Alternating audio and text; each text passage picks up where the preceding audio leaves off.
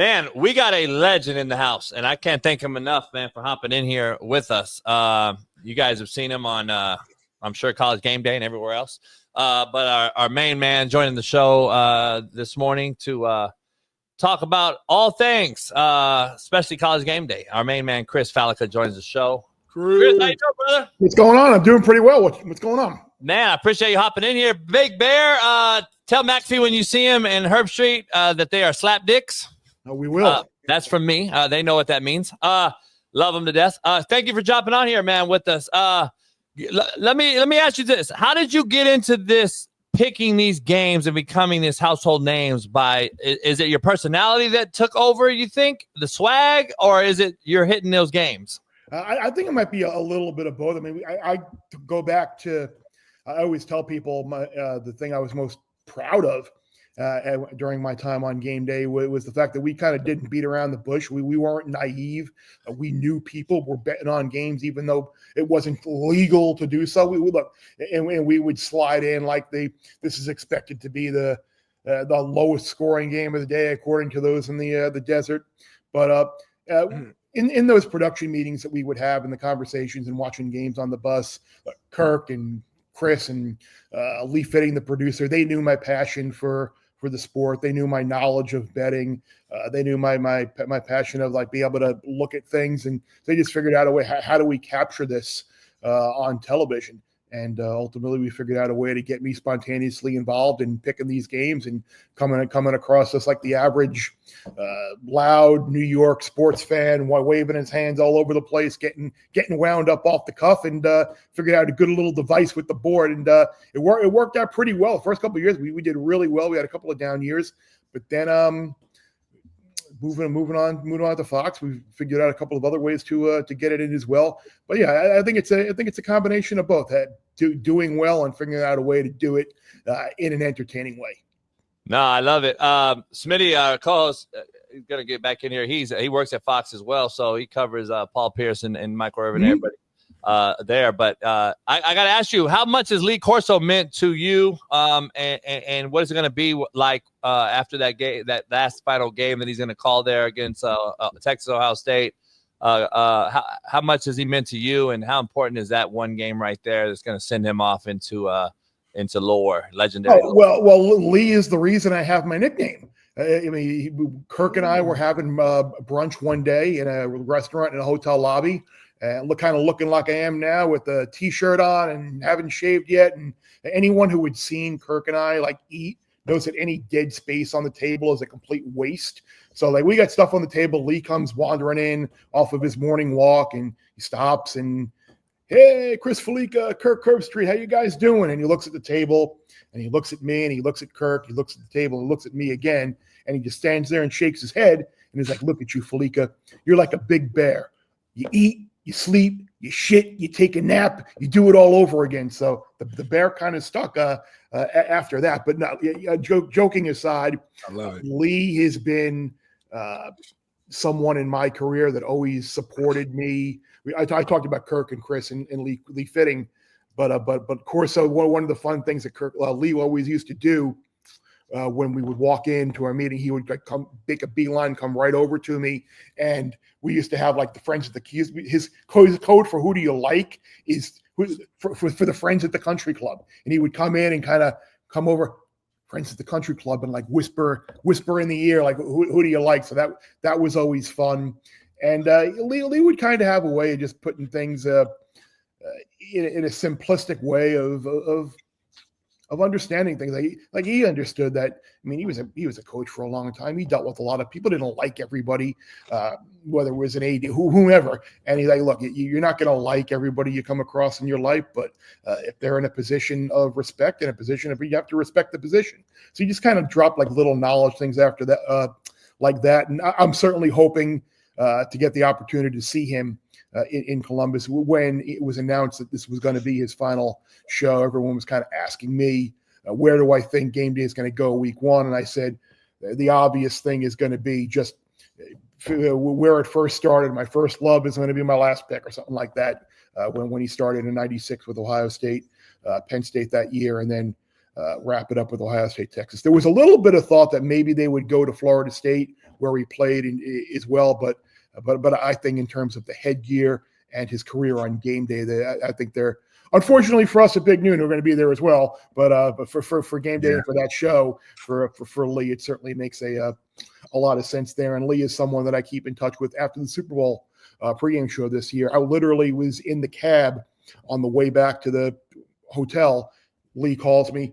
"Oh, I saw you on the pregame show. It was terrific. I'm so proud of you. It's amazing what you're doing." So Lee is someone that you discover, like when you move jobs and you move around, like who are your coworkers and who are your friends. Lee is a friend for life, that's for sure. No doubt. I know you can't predict it, but the emotional roller coaster that show will probably be something you can't describe. Huh? It's going to be. Kirk is an emotional guy to begin with. Reese is an emotional guy. Dez is an emotional guy. I would imagine even Pat is an emotional guy. Nick, I don't know as well because he came in the year after I left, but I've worked with him a couple of times. But I think that is going to be a very difficult show and a very difficult final segment for those guys to get through. That's for sure. No doubt. Man, again, thank you again for hopping on here. Sorry I had to do a quick refresh. My Wi-Fi was acting a little wonky there. Let me ask you this: how much time do you actually spend, or does it take, to become this genius when it comes to sports gambling? Like walk us through that process for you as you're trying to prepare and figure out the odds and who you like, who you don't like. I'm just curious of what that process is like. Well, numbers have always been. Like in my life, I was the idiot sitting down in the summer when I was 10, 11, 12 years old, keeping the scorebook for a Yankees game. So numbers and things like that have always been a part of my life. And look, I probably got my start in betting like a lot of people did. Your dad would come home from either the deli or the auto body shop or whatever with those football parlay cards. And hey, Craig, what a way to spend your allowance. Here, bet your $5 allowance on a 14 parlay card, and maybe you can turn your $5 into 50 or whatever it was. Yeah. But I like trying to dissect games in a different manner. Like I didn't play football after high school, so it's not like I have this vast knowledge of the game, but I can interpret the numbers and what's going on to the field and kind of be like, oh, yeah, this might mean that this game could be close, even though people don't think it might be, or this is going to be a one-sided blowout, and trying to interpret what a number is telling you. And I think the reason why I have a lot of success and maybe why I'm different from others is because I have a little bit of a contrarian mind. When a number looks like a favorite is a 2.5 point favorite, a lot of times people will be like, oh, if it's less than a field goal, I'm going to play the favorite. And if they win by a field goal, I win. And more often than not, that's not necessarily the case. I've actually had conversations with Chris Andrews, the legendary bookmaker at South Point, who's like, your intuition says take 3.5, and take 7.5, when in actuality, you should be laying 3.5 and laying 7.5 and taking 2.5 and taking 6.5 because it's kind of weird that way. So I'm just kind of looking at things in a little bit of a contrarian manner and trying to isolate different situations and different matchups. And one of my things that I like to do in the big database that I've built up throughout the years is just kind of isolate situations. Like people always will say, oh, how does this affect a game in 2018? How is that going to be equated to a game in 2024? And my response is the teams may change, but the types of teams and the situations remain the same. Like if you are an unranked team who is favored by 4.5, 5 points or whatever against a team that might be in the top 15, you go back and look, and more often than not, the team that is the unranked team and the favorite winds up being the right side in the game. So it's like finding these kind of situations where you can isolate an angle and a situation that if you could back it up as well with statistics for this year, they normally work out more often than not. I love that. Well, one more thing real quick, JB. I think it might have been earlier today, you actually wrote a piece for our amazing company, Fox Sports. And you were kind of talking about like a lot of people know you for your work with college football, but you actually have a passion in the World Cup and betting on that as well. Can you kind of slightly dive into where that love came from as well? Yeah, I always loved soccer growing up. It was weird though, because on Long Island where I grew up, soccer and football like were played in high school at the same time. So like once I got to high school, I had to decide whether I wanted to play soccer or football. I played football. But when in my time at ESPN, the best thing, even still now, even though the Women's World Cup in Australia was fantastic, the best thing that I've ever been involved in from a work standpoint, and just a trip and experience, everything, was being in South Africa for 6 weeks for the 2010 World Cup. It was an unbelievable experience to meet people and work with people from all throughout the world, and kind of figure out a way to make money doing that as well. It was weird too, because I had a Germany Netherlands head-to-head World Cup final matchup that year, and unfortunately Thomas Mueller got a second yellow, which resulted in a red, and he couldn't play in the semi against Spain. And they wound up losing that game. So I was kind of ticked off about that. But anyway, moving on to this now with the World Cup a year away, and it should be an awesome experience here. And I know the U.S. men's national team is coming off a pretty shitty effort last night with a team that is, I think what people need to realize is that's not the team that we're going to field. That was an opportunity. And Poach even said it afterwards. It's on me. That was a lineup of inexperienced guys who were going against a Swiss side that's got a bunch of players that play for a bunch of major European national teams. So that was a rough deal. European club teams rather. But I know I'm looking forward to the World Cup. Yeah, a year away. They were like, hey, to throw a couple of long shot bets out there, a couple of bets just to get people wound up. And I threw Morocco out there as the dart throw at 80-1. They finished fourth a couple of years back, and they're a team that I think is going to be peaking right around World Cup time next year. They host African Cup of Nations next year, and then Brazil, who wound up winning last night as well, bringing in Ancelotti. I think if this team comes together and he kind of molds them into the type of club that he's done all throughout his career, plus 650 could be long gone. But no, I love soccer, and I can't wait for even women's Euros next month. They're going to be being in Australia a couple of years ago for the Women's World Cup. Certainly has kept me following the women's game as well. And women's Euros should be a lot of fun as well. And I'd be pretty surprised if someone other than Spain or England did wind up winning there. Damn. Chris, let me ask something. I bet you didn't expect that when you said you were going to have me on. Hey, you know everything, man. Like, deep dive. Hey, what the knowledge, man. Steaks, he got soccer, football. He's been on everything, man. I love it. Hey, the bear, man. Hey, let me ask you something. With the pros, the DraftKings, FanDuels, all these different betting apps and sites that have infiltrated pro sports. We had the infamous, I guess is the word he likes to be called, Tim Donaghy on, who's known for betting the NBA as a referee. He came on and broke down some crazy stories. But like, where you at with the DFS part of this? Like, as far as, do you have to be good at picking players now in the world we're in to be good at actually picking the overs and unders as a team? You have to know almost all that, right? Don't you have to know the guys individual, like what they can do for you to win that, I guess, over and under bets that are so critical now and becoming a, I guess, over 50% winner? They definitely are intertwined. And look, I admit that I don't know everything, but part of the battle is knowing who to go to and knowing who to turn to, who does know stuff like this. Fortunately, I'm part of a group text thread with Will Hill, who's on the Bear Bets pod with me, Gil Alexander from VSiN, pro bettor Steve Fezzik, and Todd Wishnev, who is a pro bettor as well. And Todd his mind is photographic with a lot of these stats. You talk about these like to get a hit, to get a walk, righty-lefty matchups for DFS. His knowledge base of players to get a hit is amazing. Like, he was on this run like right away. As soon as Alex Bregman got hurt for the Red Sox, we got to have to play Devers to walk every single game because there's no need to pitch to him. Oh, TJ Friedel is someone who's undervalued in getting a hit. Maybe even to get 2 hits in that Reds lineup just because where he was hitting. Jose Ramirez, they can't price him high enough every single day. He gets a hit every single day.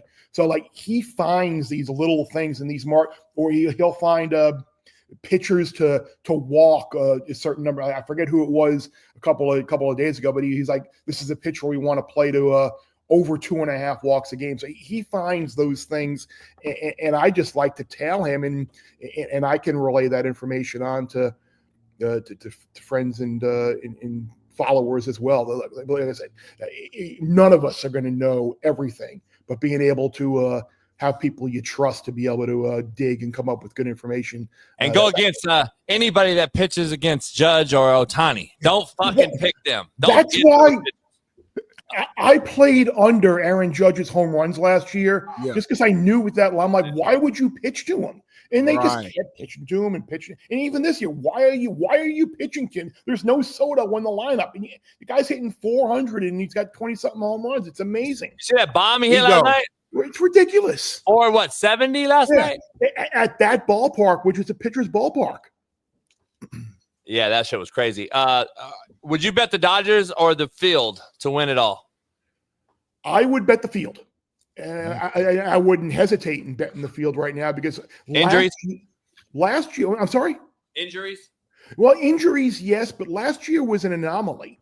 Baseball is typically a sport where in a short series, anything can happen. Like over the course of 106, like one of my bets that I made before the year and gave out on Bear Bets and FoxSports.com was the Dodgers to have the best record in baseball, because you would think over 162 games they have the best team. That's going to manifest. Now, I don't think anybody saw the Tigers having the type of year that they're having, or the Mets without Soto really doing much, with Lindor being on the shelf for a while, Vientos now hurt and losing 3/5 of your rotation or whatever. I don't think anybody saw the Mets being 43 or whatever the heck they are. But like last year, getting Yankees, Dodgers in the World Series, the 1 seeds in both the AL and NL, that rarely happens. So I would be surprised if would I be surprised if the Dodgers won again? No, but I think from a betting standpoint, the field would certainly be the bet, because you're getting the Mets, you're getting the Padres, you're getting the Yankees, you're getting the Phillies, you're getting the Cubs, you're getting all these teams, which are quality teams, and I kind of equate it to something that I talked about this weekend in the Belmont Stakes about Baeza, who had finished third in the Kentucky Derby and finished behind Journalism and Sovereignty before. I said, look, it's a kind of a glass half full, glass half empty. Like, sure, you can bet him in the Derby and the Santa Anita handicap at 13-14 to 1, and he couldn't get in front of Journalism or Sovereignty then. You really want to bet him at 7-2, 3-1 to try and beat Journalism and Sovereignty? Sure, he potentially could, but from a numbers standpoint, why you want to bet him at a quarter of the price that he probably should be? So I kind of equate it to that. There are two different arguments. Is it a good bet, or can they win? No doubt. Let me ask you this real quick, just knowing all the things that you know. Is the AL East, Central, West, what's the biggest shock to you as far as the race is pretty tight in the East? The Central's kind of, besides the A's, they're all within 4.5 games. And then you got the NL West, obviously, which everyone's within 6.5, other than the Rockies, who we know is probably the worst team in baseball. What's the biggest surprise division this year for you? If you're a bettor or just knowing baseball, are you surprised by any particular division? I'm surprised by the AL East.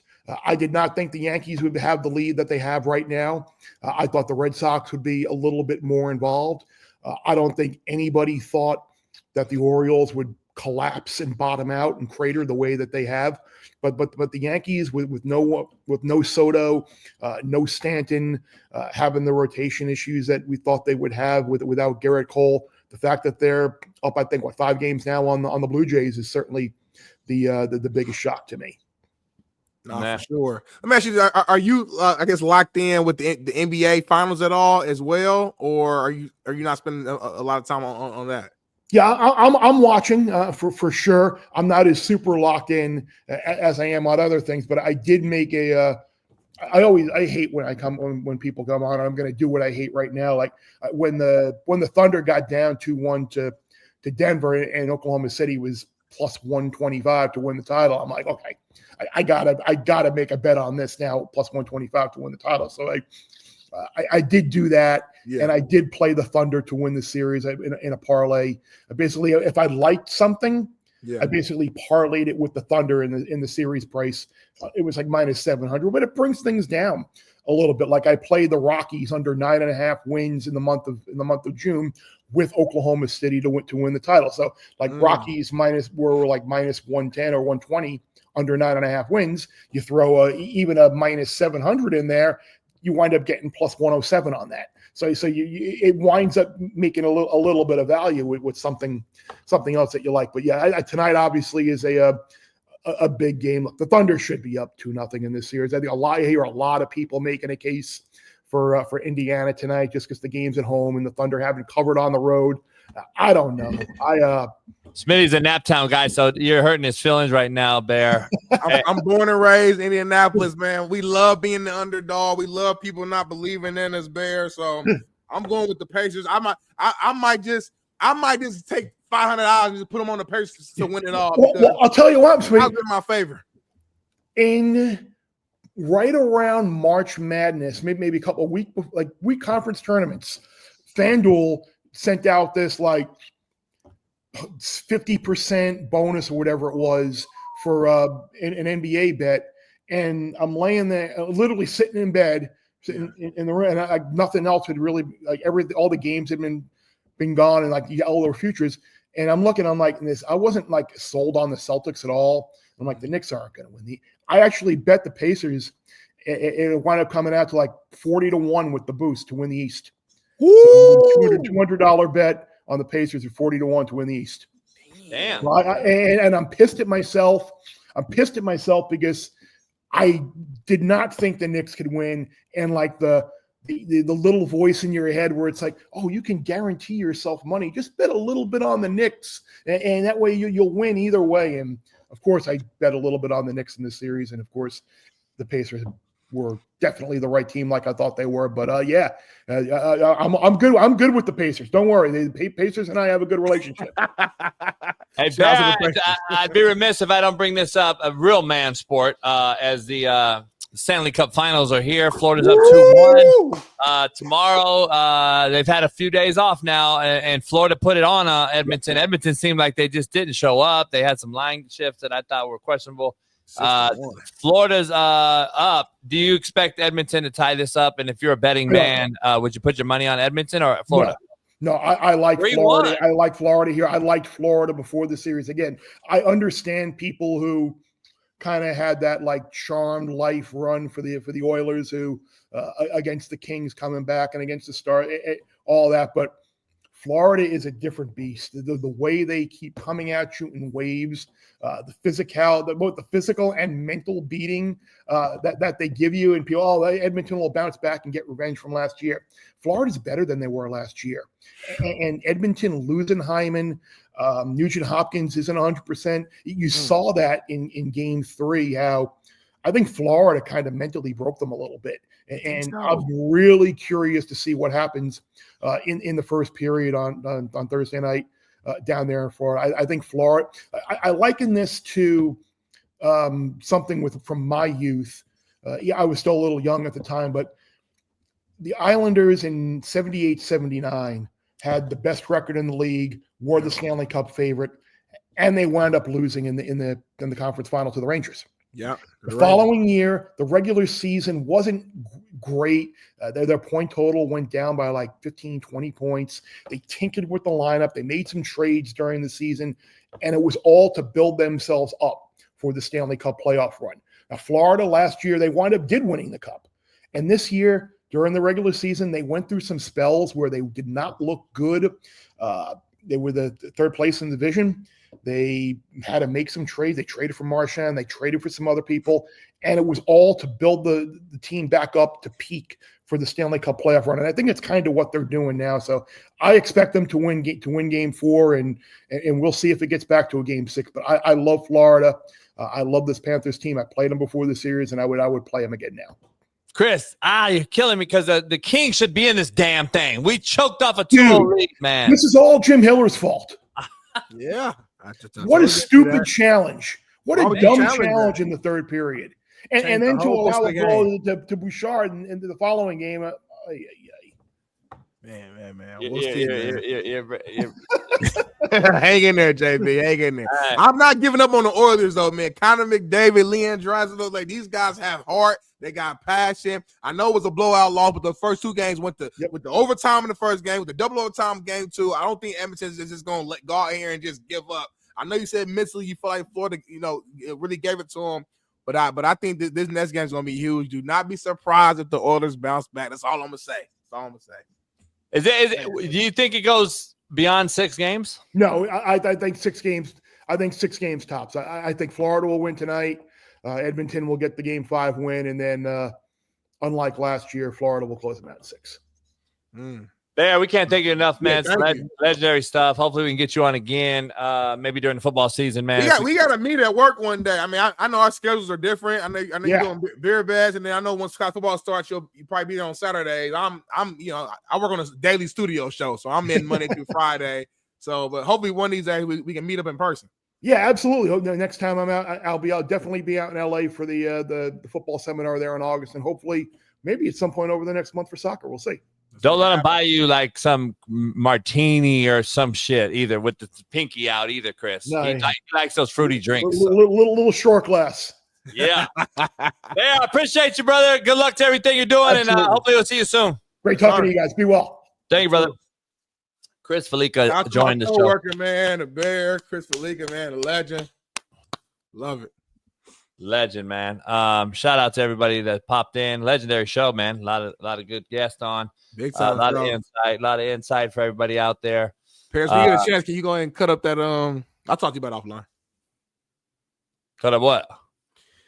I kind of clicked you earlier on the Shamar Stewart thing, so I want to make sure we cut a real good reel of that. But make sure you cut it the right way, Paris. Don't be trying to show love to JB. Show it, do it, keep it real. It's funny how what you want cut. Hell yeah. Versus like other shit that I tag you in. Majority of the stuff that's cut, which is fair, like, I get it, is not in favor, but like it's your show. Like it's our show, but it's the Coach JB show with this. I want fair though. I want it fair. Of course. No, you always keep my take in there. I'm just saying, but the main like foundation of it is you, which is totally fine. We get good banter on Instagram and shit. There are moments though when we like this one, we really went back and forth with the Shamar Stewart. That's a good like balanced out take. So I want that one cut. JB always get mad at me. He's like, you don't be collabing on all. I'm like, but some stuff it don't make sense for me to collab on. Like it's like you're talking 90% of the time. It's not a collab. Well, I think she cuts it sometimes that way. So Paris will fix it. Ricardo. He said finally a guest that isn't 70. How about you book the guest in, Ricardo? How about starting tomorrow? You use your Rolodex of all your amazing connections, all your pro athletes and NIL guys and coaches, and you go ahead and book the guest, Ricardo. Hey, what up, dog? Hey, there's this motherfucker named Ricardo. Can you put him on the list today to scoop his ass up? Oh shit. Okay, I appreciate it. I didn't know he was doing that. All right. Thanks, Ice. Later. Did not know he was doing that. Don't cut that. What? What happened? What? Bailey, have you tried these Alani protein bars? They cool. Like they decent. It's a little too I got like a peanut butter. It's a caramel crunch. It's a little too like gooey for me, if that makes sense. But they're not bad though. They're all right.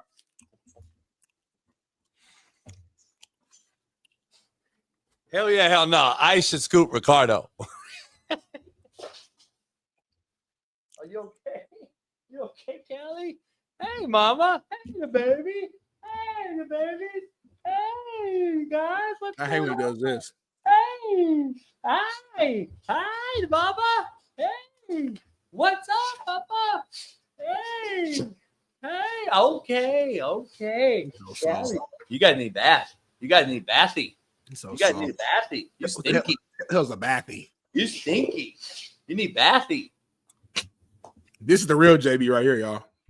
When the camera roll off, that's the real Jason. Total carbs, 18 grams of carbs, 1 gram of fiber. Hell yeah, hell nah. I should scoop Ricardo. Don't put me in this. That's why that motherfucker don't have no goddamn picture. He don't have no fucking. He's not a member. He could be scooped up at any given moment.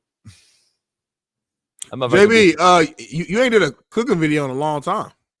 I did one the other day. I did swordfish and shrimp the other day.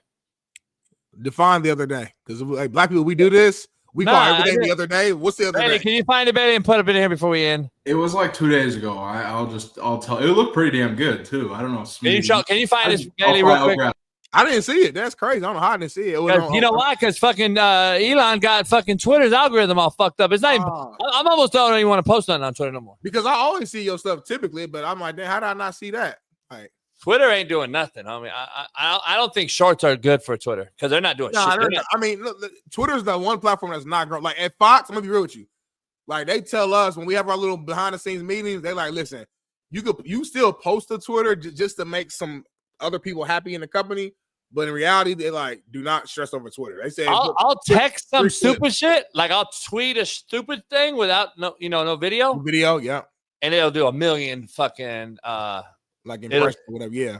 But a video of fucking like anything, it won't do shit. Twitter ain't the spot, bro. Twitter dying. I got a billion fucking whatever those bot DMs from fucking porn sites and some weirdo. It's all about crypto now. I'm getting so many fucking crypto fucking DMs. Ooh, okay. Yeah. Ooh, with the sauteed vegetables? Yeah. You finally using your actual kitchen now. You spent all that money to get it. Yeah, I've been on the boat so much. I'm like, you know what? Let me do the wolf. I got wolf right there. Ooh, 48 inch. I'm a huge fucking thing. I can cook so much on that motherfucker. So yeah. How do you know so much about like little shit like that, like stoves and grill? Like, are you just like do a lot of research, basically, just like looking shit up? Yeah, wolf's the best. I had a beer for the first time in a while. Damn. Yeah, that's a good home cook. That's a good meal right there. Like cold beer, swordfish, bomb, lemon on top, Cajun. Damn, it look fire. Only thing you need is a little bit of hot sauce. Damn, it look good. Ruin the fucking flavors, homie. You No, add hot sauce overpower. It's not a taco. It's swordfish. Cajun. Regular hot sauce, like Frank's, or you know what? Tabasco would be good on that meal. Just a few drops. You ruin too much. Just a few drops. You ruin the swordfish. That moistness in there, homie. Swordfish is like the steak of the sea. So if you haven't had swordfish, a lot of people are scared to have swordfish. See, a lot of folks I know are scared to have swordfish for some reason. Swordfish is my favorite fish. That and halibut. It'll poke you. But swordfish is some of the best. Swordfish, Tabasco would ruin a swordfish. You don't want to do it. I've already cooked it, and I grill them, but I made it at the house on the stove, but on the skillet. But usually I'll grill them. Mm-hmm. And you don't want to overcook a swordfish because you don't want a tough, tender fish. You want that to have that juicy moistness in there, and sprinkle it with some lemon. The lemon will replace your Tabasco. You don't want to put Tabasco on the swordfish, homie. You put some lemon on the swordfish, but you already got the Cajun. So, D Jones, I'm thinking about doing some sort of cooking. I don't know. That's really your lane, but I'm gonna let you. I got too many lanes. I got too many lanes because every time something happens, you'll say that's what you should be doing. You say that about 20 things. No. I think food. I've always thought food was like because it shows a difference. One, you love cooking. You like actually love to do it, so it's not like a hard thing for you to do. Just put a camera on it. People are actually into it, and it shows like a fun side of you. Like everything else you do is like angry. The food side is like it shows personality. It shows like happiness. It's what? Like it's like your political show. You angry on here. You're angry. The food is the one part JB where I'm like, damn, they're seeing the JB that I see when I hang out with it. Like you just happy. You bam. Like you in there cooking. It's 9:03, so I'm gonna go ahead and probably end it, man. I appreciate y'all, man, for joining the show, man. Just having a good time. Would you hit? Perry says JB has my dream kitchen, and then Chris responded said, "It's so nice." Chris been there so many times. She know everything at kitchen, bedroom, grill, backyard, everything. Front room, movie theater, bedroom, living room, everything. Garage. But appreciate y'all, man. For would you hit? I don't hit women, homie. Why would you even ask a silly question like that? I'm just saying, hypothetically, would you hit? Oh, you talking about head? I thought you meant like, okay, I'm sorry. I got confused when you was talking about. Oh, I mean, I don't really live in a world of hypotheticals though, man. Especially, you know, with so much going on in today's world. Yeah, hypothetical every day on the show. You got tariffs going on. There's just so much shit going on. Egg prices is insane. It's just so much going on that I try everything's down. I try to live in like the reality. I don't like to live in like the hypotheticals no more. So that's kind of a tough question. But I'll pose a question to you. Would you hit? I fuck shit out of that liberal bitch. It's not a real picture. This is AI. So you're gonna be fucking a robot. She got titties too. I read something. They said in the next like 10 years, more humans are going to be having sex with robots, than actual women. So, and I can see you being that person because you're a homebody. You don't go outside. I can see you having like a makes sense. That's what they're doing now. But the robot's gonna be so like real looking that it's gonna make you feel like you're really with the girl. Nah, and that's what they're doing now. Doing that. That's what they're doing now. The transgenders are getting fucked. I can see you getting the robots and like actually doing that because like you can control it. You like to be in control, and the woman doing whatever you want them to tell them to do right now. So if you got a robot, you can program it to do whatever you tell them to do at any point. Eat my ass. Go clean. Give me a head. Like whatever you're gonna do. Lay down. Wash your feet. Like whatever you want. So the robot will work great for you. They probably cook. They definitely can cook. They probably won't demand that you go get a job. Then you work too much, and then they're mad that you're gone too long, and then they bitch and moan about that. And they probably won't take half your shit, and they probably won't hit you for alimony, and they probably won't hit you for child support, and they probably won't get half your fucking house when you leave or get your full house. They probably won't fucking go out and fucking do. See, look, you starting to fall in love with it already. What? I'm just saying what they probably won't do. That's all I'm saying. Oh shit. What? I just be seeing certain shit, and I'm just learning more stuff from certain people, from our fans, from our coworkers, from people, just people in just in the show. And I'm gonna show this and I'm gonna move on. And that's it. I'm not gonna like read it. I'm just gonna show you so you understand what I'm talking about, and I'm gonna take it off and we're gonna just move on. We're gonna end the show appropriately. We're gonna end it like that. So. Appreciate you, JB, for this coming. Shout out to the shirt you got on too. We didn't pay homage to that shirt you got on. That's a legendary. Is that Captain America? Like throwback, like original Captain America shirt right there. Gotta show love. Shout out to the Avengers. And appreciate y'all, man. Tomorrow Thursday. The world going so fast right now. So Steve Kim, got some other big time guests, I'm sure. I haven't even looked at Craig's latest email. I'm sure we got some big time guests tomorrow. And man, make sure y'all subscribe and tune in. And let's get to this 100,000 subscribers by August. Let's make it happen. So tripping on what you showed. Anyway. It threw me off too. I was trying to like make sure. I was saying, what's she talking? I was like, oh shit. I was trying to like see what she was talking about. But yeah. Oh shit, what? Oh shit, what? I was just I didn't know she was talking about. Like it caught me on guard. We were talking about robots and what they can do and what they couldn't do. So I was like, I kind of put it together. So, but that's interesting. It's an interesting thing. Put what together? Just 2 + 2 is 4. We're just listening what robots can do, what they can't do, and that was just a good point of what they couldn't do, I guess. Well, she followed up and said safely. They can't do it safely, so I don't know what that. I don't know why you would want to choke somebody safely, but it's okay. Anyway, Unpaved at 10 o'clock. Yeah. And then tonight, 6 p.m. Pacific, 9 p.m. Eastern. The Political Playbook. Hold on real quick. You got Coach JB show in the morning from 6 a.m. 9 a.m. Pacific time. Really 9:15 because we always go over. You got Unpaved here very soon. Then you got the political thing tonight, and then you go after cooking shows. You gonna have 4 shows a day. You grinding on me. I like that. I'm not adding a cooking show right now. I'm thinking about doing a cookbook or something. I don't know. We'll figure it out. We'll see you tonight, though. Make sure we'll be on both channels again, and we'll get that going. But we're going to be moving on over to that other channel. So subscribe today to the JB's Political Playbook. We'll see you tomorrow for Truth Telling Thursday right here, God willing. Peace.